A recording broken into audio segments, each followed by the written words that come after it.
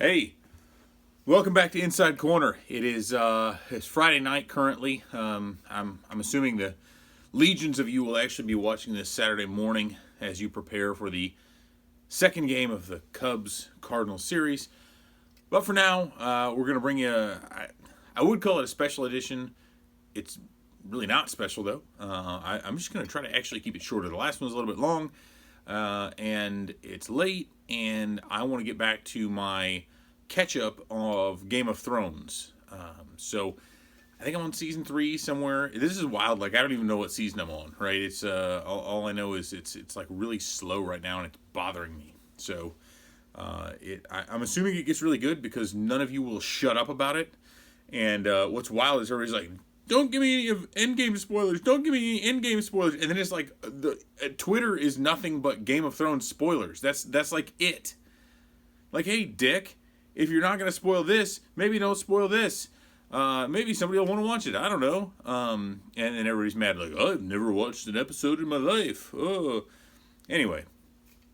So what about today's game? Hold on. Hold that thought. Because I've got an empty beer glass, and I've got a full beer can, and it'd be really stupid for me to do this any longer and not marry these things two together before we go on. So this is from Aslan Brewing.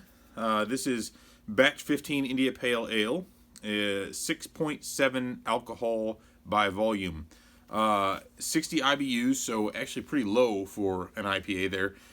And we don't really have a very good description of this. I suppose normally I would look it up on my phone, but my phone is being used to record me right now, so kind of difficult to do there. And I could grab the computer, but it's over there, and I'm lazy, and we're good. But you can look it up, Batch 15 IPA.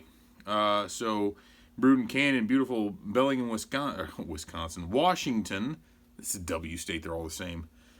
And certified organic, right? So this is more expensive than the other bananas that are over here on the other side that don't get brown as fast. That's nice. Kind of like a tart. So it's a little bit, pours, and this hasn't been refrigerated all that well. So a little bit warmer perhaps, so we're going to get a little bit more head. Right, totally, that's what she said, or phrasing, or whatever. But again, pours pretty clean, super light, as you can tell there. Almost looks like it should be a session IPA, or almost like a shandy. It's like super light yellow, not coppery at all. So we're talking hardcore West Coast, not that really malty flavor, very fruity, not piney, not resinous.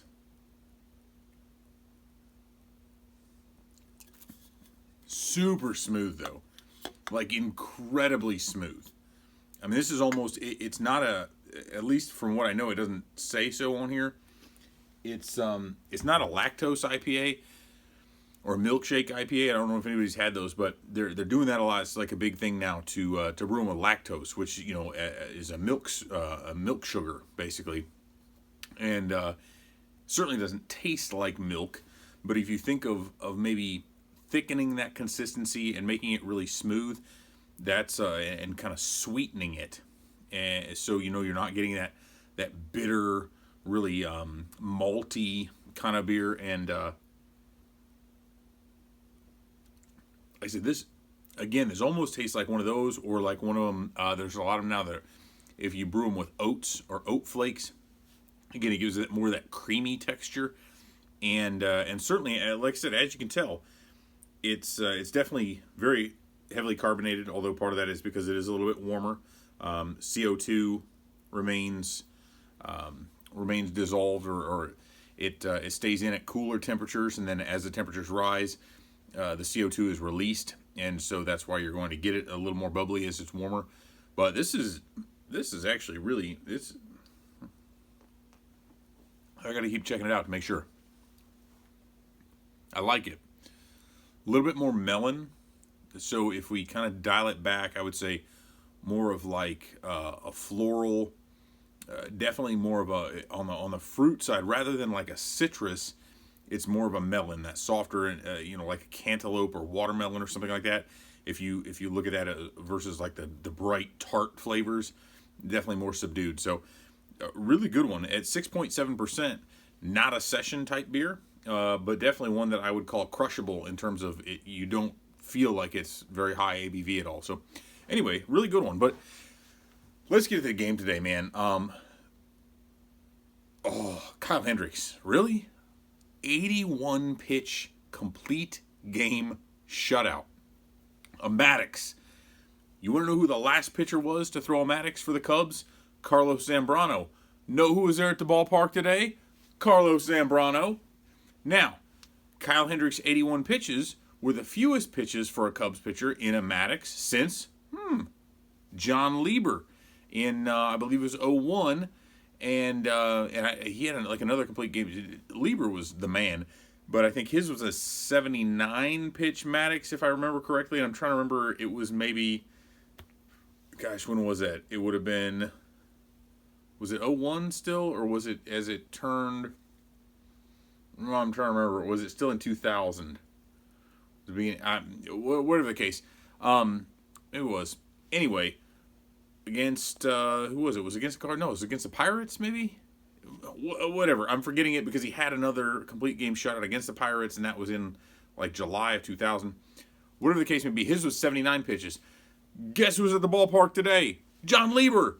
So you have the last two Cubs pitchers to throw Madduxes, or are they Madduces? Are they Madduces at that point? Madduces? Like vertices? Or what have you. So I don't know. The Sabre folks can get back to me on that. So what are the chances? Like the planets aligned, right? My favorite part, the best part of this. So the good bad thing, right? And I kind of enjoy. I'd be lying if I said I didn't enjoy kind of battling with trolls a little bit online. And but it is kind of the worst part of like operating a blog or kind of, what do we want to say, curating content or whatever, is that you run into like the worst takes. So there's a guy on our site that commented 3 separate times that Kyle Hendricks needs to be demoted. He needs to go down to AAA to work on things, right? And this was like between last night and today. And so it's a guaranteed loss to throw Hendricks against the Cardinals, this guy said. And he needs to be set down. Did not age well, did it? 81 pitches, 4 hits, no walks. Only 3 strikeouts, but a big one of Paul Goldschmidt late. God, he just looked good. I mean, that was, I don't care, right? A Cardinals fan, plate approach wasn't good. Dude, come on. Like they all 30 batters went up there with a crappy plate approach, right? Or 26 of them, since the at least 4 of them got hits. It was mad. I mean, it was incredible. It was a phenomenal performance. That's all you can say. And so now you've got the Cubs team that is rolling. This is what they're supposed to do, though. Now, 81 pitch complete game, like that's wild. Nobody's really supposed to do that, but the Cubs are playing like the team we thought they were going to play like. And that's what we're seeing now. The early start, kind of the whole urgency thing and having some problems there, that's behind them. Very clearly behind them. Now, imagine this. Think about, gosh, if they don't start 1-6 or 2-7, right? When everybody buried them. When the Pirates were on a run and all of a sudden they thought they were the best team in the NL Central, 20 games in. Come on, guys. Let's, the Brewers had a 5.5 game lead over the Cubs. Like, it's insurmountable. Where are the Brewers now? The Brewers ahead of the Cubs, or the Brewers behind the Cubs? I don't know. And so, really, really good chance. Sorry, I'm looking at that's a really cool little screensaver going on the TV. But, no, I mean, incredible performance. What are you going to say? And so, there's really not much I can say about it. Go out and check it out. I mean, it's fantastic. And, actually, I should probably, show that off a little bit. This is the ideal male body right here, showing off this shirt. It's the only modeling gig I'm going to get is when I do it for myself. Our boring t-shirts here that we came up with during Cubs convention here in 2019. These are available at the Cubs Insider T-shirt shop. I don't know the actual URL, so I'm not going to tell you, but I will just go to CubsInsider.com. There's a tab up there, shop, and you can buy some stuff. And there's some Cubs gear, and I think we linked to whatever Fanatics or whatever we're through. But the Cubs Insider gear, so we've got these. We've got, I think I wore one in a previous episode that was the Own It Now, which for those of you old school wrestling fans will know it's from the WCW days of NWO. And we've got a few others. Launch Angle is Not a Fad. Everybody In. What was the other one? Oh, I Hate to See You Go, but I Love to Watch You Walk Off. That's one of my personal favorites. And so anyway, we've got a few options for you there. And we make a little bit of money off these things. So, if you feel like, hey, I want to support these guys, go ahead, buy a shirt. And so, but it was, if you're a Cardinals fan, it probably was a pretty boring game because they didn't really do anything. But I enjoyed it because it was over quickly enough for me to write up the Hendricks start, for me to edit the wrap up, the recap, and then get my son over to his baseball game.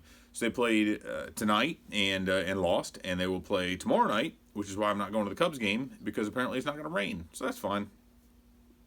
But so a couple interesting little things, or one interesting little thing that I'll throw out there. It's the thing about, and I certainly don't have any fame by any real reach, but I had a buddy text me and say, hey, I heard Dan Dockich mention your name on his show.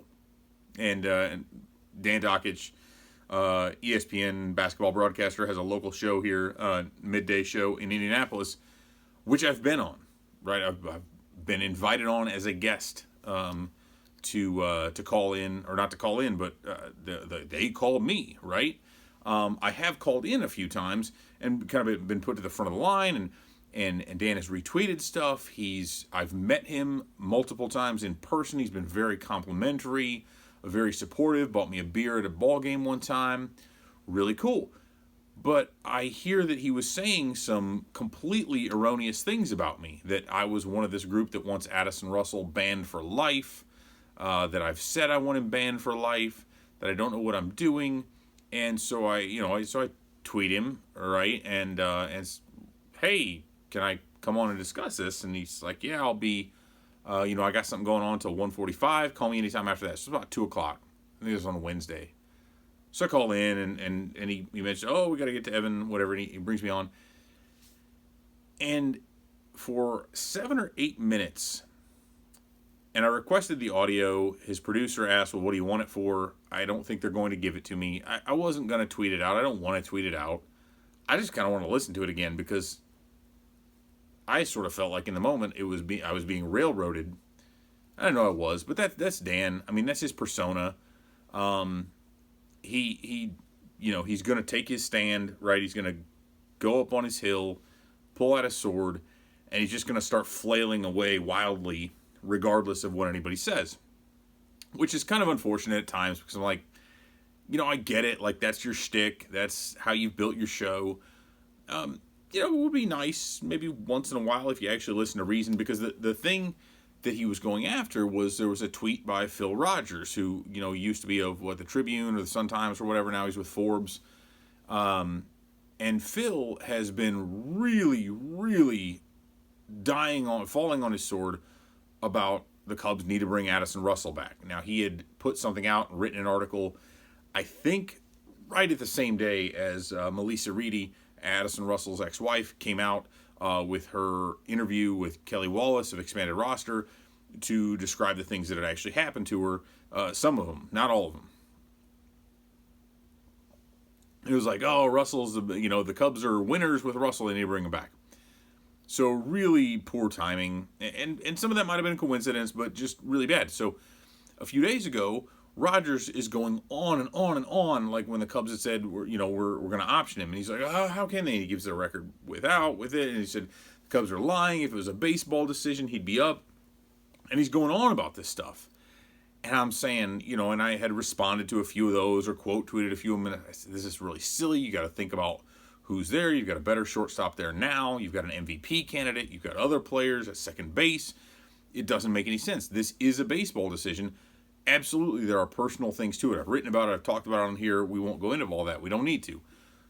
Point being, there were multiple tweets throughout the evening on Tuesday.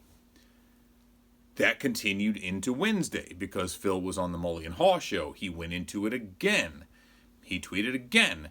And so I responded to him, to one of them. I said, my tweet was dude, and then ellipses, stop. So dude, stop.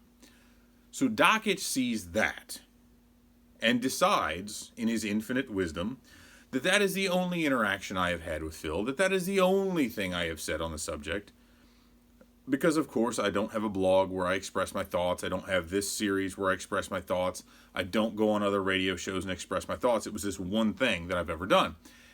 And so he determines that because of that, this is the only thought I have on it, to the extent that he said, guys your age, which, I mean, I'm younger than Dockich, of course, but 40 years old. Like, I'm not a kid, right? So it's really wild. So he took that to be, you know, I want Addison Russell Band or whatever else, and then he totally railroaded the thing. And it was just disappointing, right? I was disappointed in him.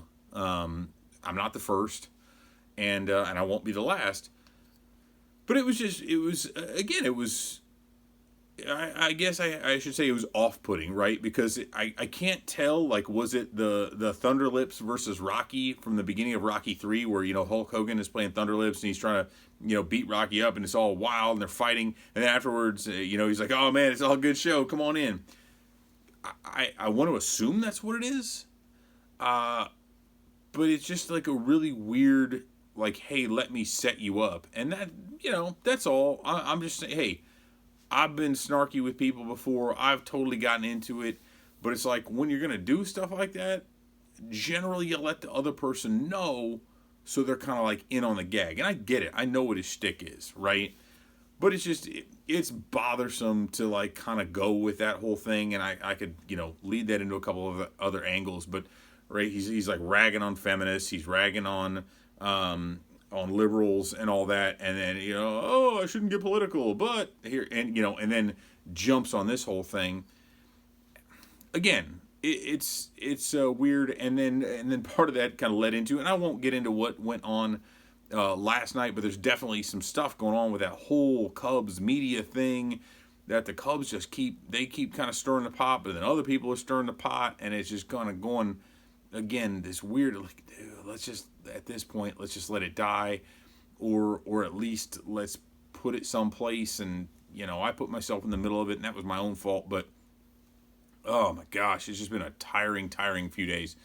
So anyway, Dan, I know you're not going to watch this, so I, you know, whatever, that's fine, you know, gosh, I guess I can count out that Christmas invitation. Not that I was going to count on one anyway. But, yeah, it was just, I mean, whatever, man. It's just, it was a dick move, right? I mean, whatever. You know it. You know it was if you're watching this. Anybody else knows it was. That's kind of why I wanted to get the audio. And then I thought, you know, what's the point in even putting it out there? I don't need validation for it. I know that's what it was. I had people approach me afterwards and just completely, like, what the hell was he doing? That was really dumb. But, you know, hey, what do I know? I'm just I'm not a journalist, as he told me. I don't cover the team. I don't know the team. I'm not in the clubhouse. I'm not a journalist. These are things he told me, despite praising me. And I'm sorry this is a bitch session. That's not what this is meant to be. This should be me hanging out with you guys and having fun. This isn't fun. But I'm not. I mean, I'm not a journalist, right? And I've said that, so that's fine. And it's kind of one of those like, well, if I say it, it's cool, but if somebody else says it, well, now it's not cool. No, I mean, he's right. I'm not. Or I've said I'm not. But at the same time, you know, to say I don't cover the team and that I don't know what I'm doing, it's kind of a low blow, dude. You know, but again, that's what he does. That's coming from a guy who likes to punch down on people and who does like to get up on his high horse and swing at folks, and that's fine. I mean, that's good. That's what he's made a living off of for the last few years, and he's done a good job of it. And he's got a popular radio show, and what can I say about that? But, you know, it's the same thing some folks in Chicago do. I mean, there's people at the Score who are tweeting at each other or tweeting out at their coworkers with stuff that's inaccurate, and they're either doing it to call somebody out and just to be complete dicks, or they don't know what the hell's going on behind the scenes, and they should educate themselves. And I'm not talking about Flanny Flarkins or anybody like that. I don't think there's anybody by that name there. But if there is, he might want to either figure out what the hell he's talking about or stop trying to cape for things. One or the other. So anyway, gosh, it's turned into such a freaking downer, man. We got talking about the 81 pitch complete game, and then I went off the rails, and I apologize. I shouldn't have brought you into that. Now I'm making this longer than it needs to be. So, hey, this has been a short one. It's probably it's the actual legitimate content of this was short. The rest of the crap was dragged on too far. So, gosh, let's see. I don't know if I'm going to get to another one of these in the next few days. I'm going to be in Cali for a few days. I'm going to be out there hanging out for Monday through Friday. So the site is probably going to fall apart. Actually, it already did fall apart. Was that Thursday morning? We lost. Our database got jacked up. The server back-end stuff was all wonky. And the whole damn thing was just shut down for like 5 or 6 hours at least. I mean, there's nothing. And so Thursday was like a horrible day, just brutal. And because this thing is like my baby, right? So it's like you feel like one of your kids is throwing up and, just puking everywhere, and you can't figure out what to do for them. And you got to take them to the ER. That's like what it felt with this site, right? Like, I'm not going to equate it to my children, but it was that same sort of like, you're helpless, like you can't do anything, and you're just praying that somebody else can figure this out. And it sucks. But anyway, gosh, what a crap episode this is. Man, I'm sorry. If you made it this far, good for you. You are awesome. Either that or you are just super bored, and you are just, you're a loser like me.